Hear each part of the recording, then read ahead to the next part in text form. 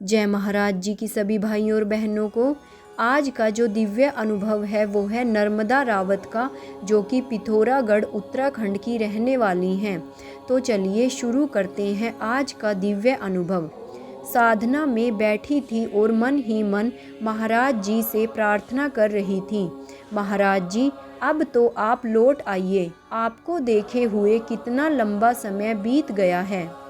परिस्थितियों के कारण मैं तो आपकी कोई सेवा भी नहीं कर पा रही हूँ, न दर्शन और न ही कोई सेवा, फिर मेरे इस जीवन का क्या होगा। प्रार्थना करते ही मुझे एक दिव्य अनुभव दिखाई देने लगा।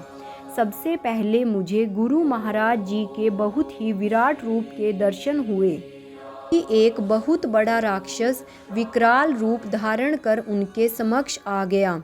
उनका भयंकर रूप देखकर मैं तो कांप गई थी। इस दुष्ट का अंत कैसे होगा, ऐसी स्थिति में क्या कर सकती हूँ। जब कुछ समझ में नहीं आया तो मैं वहीं आंखें बंद कर साधना में बैठ गई। साधना में बैठते ही मेरे अंदर से पॉजिटिव सकारात्मक तरंगें निकलने लगी। मेरे देखते ही देखते उनसे तीर बनने लगे। वे तीर देखने में एकदम दिव्य लग रहे थे। साधना की शक्ति से पैदा हुए वे तीर सीधे उस राक्षस की देह पर प्रहार करने लगे। कभी उसके पांव पर, कभी नाभि पर और कभी उसके मुख पर घाव देने लगे। उन दिव्य तीरों के प्रभाव से वह राक्षस पूरी तरह घायल हो गया था। उसकी शक्ति एकदम क्षीण हो गई थी। तुरंत बाद मुझे फिर से गुरु महाराज जी के दर्शन हुए।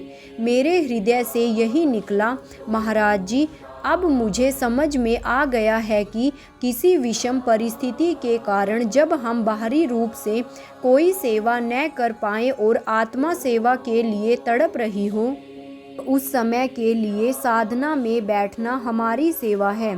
ब्रह्म ज्ञान की साधना से नकारात्मक तरंगों को खत्म किया जा सकता है। इस तरह हमारे द्वारा की गई साधना सेवा बन जाएगी। इस दिव्य प्रेरणा के साथ यह सारा का सारा दृश्य यहीं समाप्त हो गया।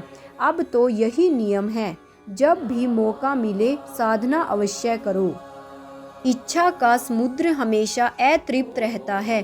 उसकी मांगे ज्यों-ज्यों पूरी की जाती है त्यों-त्यों और गर्जन करता है। स्वामी विवेकानंद।